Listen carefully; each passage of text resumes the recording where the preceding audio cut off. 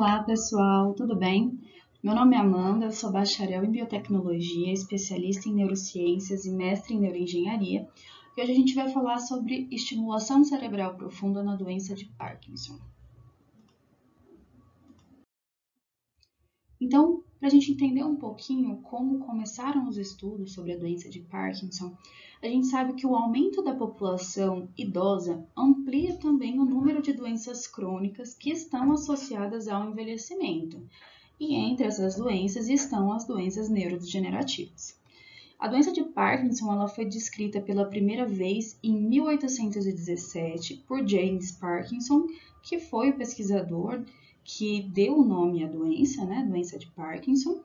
Ao descrever a doença de Parkinson inicialmente, ele denominou essa doença como paralisia agitante.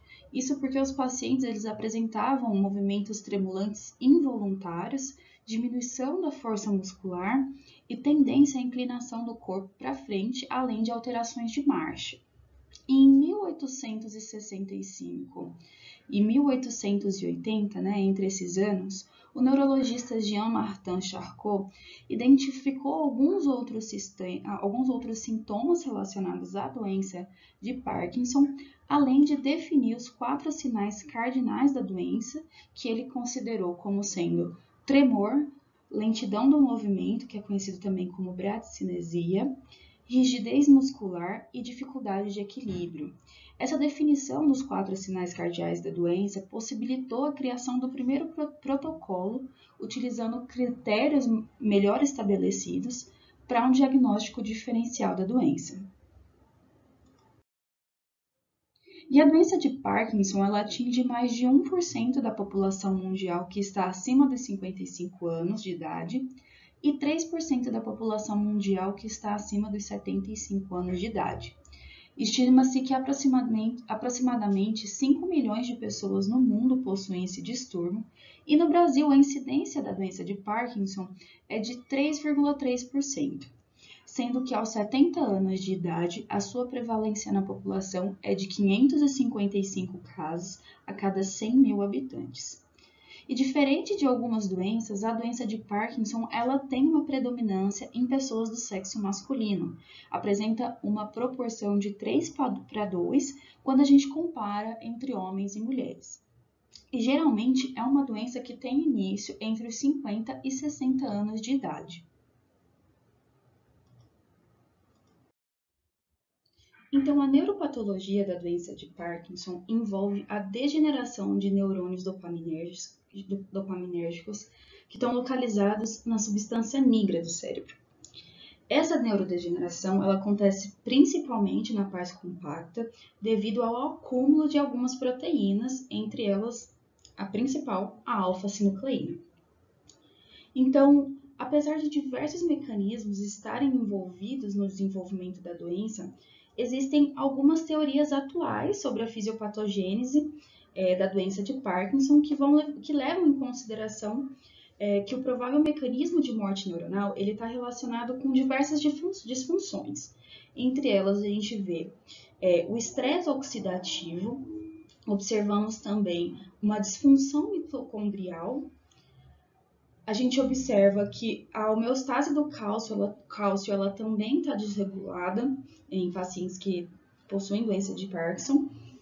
Observamos também a estimulação de proteases de cisteína, disfunção do sistema de autofagia e o sistema lisossomal. E todas essas disfunções, a consequência de todas essas disfunções é o acúmulo da proteína alfa-sinucleína sob a forma de um agregado que tem uma estrutura terciária, mas é uma estrutura terciária que não é funcional.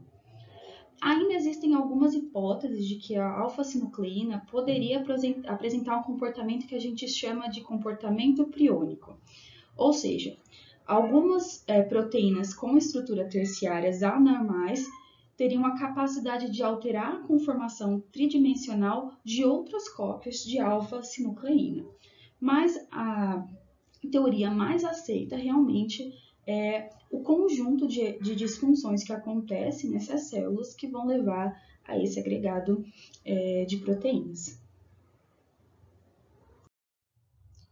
E a doença de Parkinson, ela é caracterizada também pelos sinais cardinais que a gente já falou um pouquinho aqui no começo. Então, é uma doença que os pacientes normalmente apresentam rigidez, acinesia, bradicinesia, tremor e instabilidade postural. Então, são diversos sintomas motores e a etiologia realmente da doença, a origem da doença, ela é desconhecida, mas a gente acredita que sejam fatores genéticos e fatores ambientais que vão contribuir para o seu aparecimento. E diferente de algumas outras doenças, a doença de Parkinson ela não tem um diagnóstico laboratorial. O diagnóstico é feito essencialmente pelos sintomas, né? Essencialmente pelo aparecimento dos sintomas, então é um diagnóstico clínico. E até o momento não existe nenhuma forma de prevenir, parar ou curar a doença de Parkinson. O que a gente tenta no momento é oferecer maior qualidade de vida para os pacientes, oferecer independência funcional para esses pacientes, proporcionando uma melhoria na qualidade de vida. E, claro, tentando retardar ao máximo a progressão da doença. Atualmente, existem duas principais abordagens terapêuticas utilizadas no tratamento da doença de Parkinson. Então, a gente tem a abordagem farmacológica e a abordagem cirúrgica, que também funciona como uma última alternativa tradicional no tratamento da doença de Parkinson. Então, o tratamento dos pacientes é um tratamento que precisa ter um início precoce e contínuo. É um tratamento que, quanto antes você iniciar, melhor vai ser o resultado, e de forma contínua, porque é uma doença crônica. Além disso, precisa ser um tratamento que é individualizado, porque cada paciente vai apresentar um conjunto diferente de sintomas. E a gente trata os sintomas, uma vez que a doença de Parkinson não tem cura. Sendo assim, a levodopa ela foi desenvolvida em 1968 e até hoje ela é considerada o tratamento padrão ouro para a doença de Parkinson. E como a gente sabe, nessa doença acontece uma redução nos neurônios dopaminérgicos e, consequentemente, acontece redução nos níveis de dopamina. Sabendo que a dopamina ela atua como um neurotransmissor que controla os movimentos e a coordenação, os pacientes que possuem a doença vão apresentar justamente esse desequilíbrio no controle motor. Então, uma forma de tentar efetuar a reposição dessa dopamina que está em falta nesses pacientes foi pensado na reposição direta utilizando o neurotransmissor dopamina. No entanto, quando a reposição desse neurotransmissor acontece de forma oral e direta, essa molécula é degradada antes mesmo de chegar no cérebro. Então, a grande vantagem do medicamento da levodopa é utilizar um precursor da dopamina.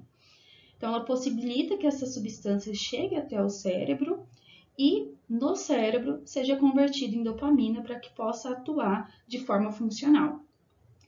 Além disso, a levodopa ela tem uma característica de poder ser utilizada em todos os estágios da doença.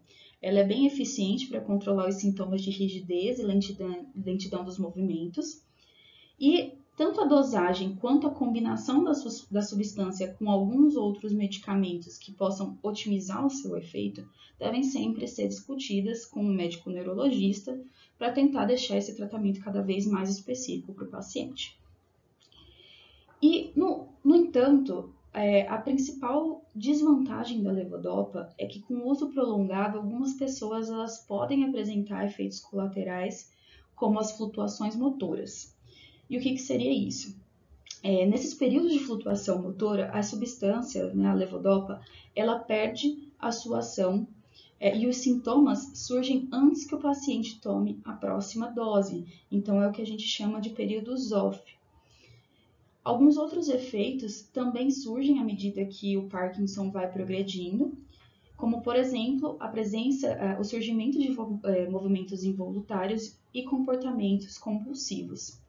E é por isso que a indicação do tratamento cirúrgico em pacientes com doença de Parkinson ela é baseada na condição clínica do paciente e na expressão da doença frente aos tratamentos medicamentosos. A gente nunca pensa nunca é o tratamento de primeira escolha realizar a cirurgia. A gente sempre tenta tratar o paciente da forma menos invasiva possível, que no caso são os medicamentos. Então, o tratamento neurocirúrgico ele é considerado apenas quando a terapia medicamentosa é ineficaz, não tolerada pelo paciente ou possui alguns efeitos colaterais que fazem o paciente ficar incapacitado. E o paciente ideal para a neurocirurgia é aquele que durante vários anos apresentou uma boa resposta ao tratamento medicamentoso e que decorrentes da progressão da doença, o paciente acaba não apresentando mais a melhora esperada com a medicação e por isso o médico precisa pensar em formas alternativas do tratamento para aquele paciente. Sendo assim, a estimulação cerebral profunda ela consiste na geração de pulsos elétricos contínuos através de um ou mais eletrodos que são cronicamente implantados no cérebro do paciente. O eletrodo da estimulação cerebral profunda é colocado no circuito neural alvo, usando a técnica de neurocirurgia funcional estereotáxica, juntamente com o mapeamento eletrofisiológico. Esses eletrodos eles são conectados a um gerador interno de pulsos, que é colocado aqui nessa região subclavicular do paciente, e todo o sistema ele é internalizado, ficando de forma subcutânea. Então, a estimulação elétrica ela é capaz de alterar a atividade dos circuitos neurais e a atividade também da secreção de neurotransmissores, exercendo um efeito bem semelhante ao bloqueio da atividade espontânea da estrutura-alvo, tanto dentro da região, localizado ali de uma forma mais local, na região em que o eletrodo ele foi inserido, assim como num campo em que essa estimulação também vai ter efeito. No entanto, os mecanismos celulares que estão envolvidos na estimulação cerebral profunda ainda não são bem conhecidos. Existem algumas hipóteses e a gente acredita que a estimulação cerebral profunda ela é capaz de modular a circuitaria neural. Quando a estimulação ela é feita em baixa frequência, ela é capaz de ativar alguns neurônios e também axônios vizinhos a esses a região que o eletrodo está implantado, e quando a estimulação é feita em altas frequências, ela possui o efeito inverso, inativando o disparo neuronal naquela região. E a escolha dos eletrodos ativados, a amplitude de pulso isso vai alterar de cada paciente, justamente pensando na melhor qualidade de vida e nos sintomas que aquele paciente está apresentando. Existem algumas outras características da estimulação que a gente pode levar em consideração, como a largura de pulso, que larguras de pulso mais baixas elas vão afetar principalmente axônios mielinizados, enquanto larguras de pulso mais longas podem afetar também o soma das células.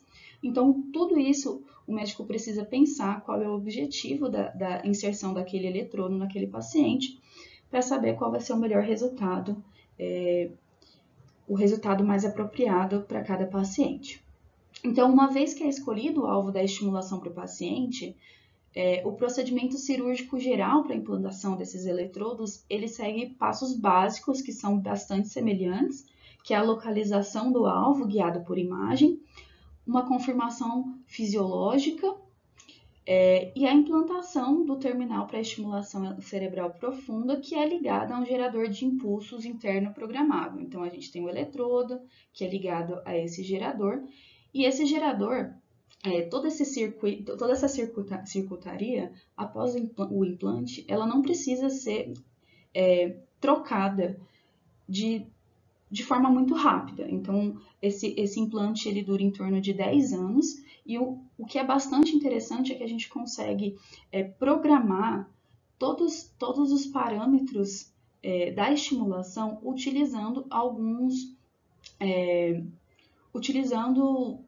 totalmente um sistema totalmente remoto, como por exemplo o celular ou até mesmo um tablet, a gente consegue alterar os padrões de estimulação e desligar ou ligar a estimulação dependendo dos sintomas do paciente, da progressão da doença.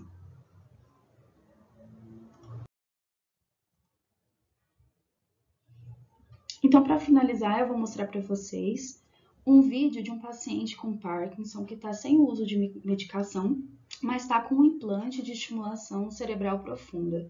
Então, do lado direito, a gente vê quando a estimulação está ligada, e do lado esquerdo, a gente vê a estimulação desligada. Então, o médico pede para o paciente realizar alguns movimentos finos, como, por exemplo, o movimento de pinça, e quando a terapia está desligada, a gente vê que o paciente ele tem muita dificuldade de fazer qualquer tipo de movimento, os tremores são bastante intensos, ele não consegue parar, o tremor ele não para nem nas mãos, nos braços, nem nas pernas, o que dificulta bastante qualquer atividade que esse paciente venha exercer no seu dia a dia. Até mesmo o fato de caminhar, como está mostrando agora no vídeo, com a estimulação, esse paciente ele tem uma coordenação motora muito melhor do que quando a estimulação está desligada. Como vocês podem ver que o paciente quase não consegue levantar quando a estimulação ela está desligada. Dessa forma, a gente finaliza essa mini aula. Espero que vocês tenham aproveitado e muito obrigada.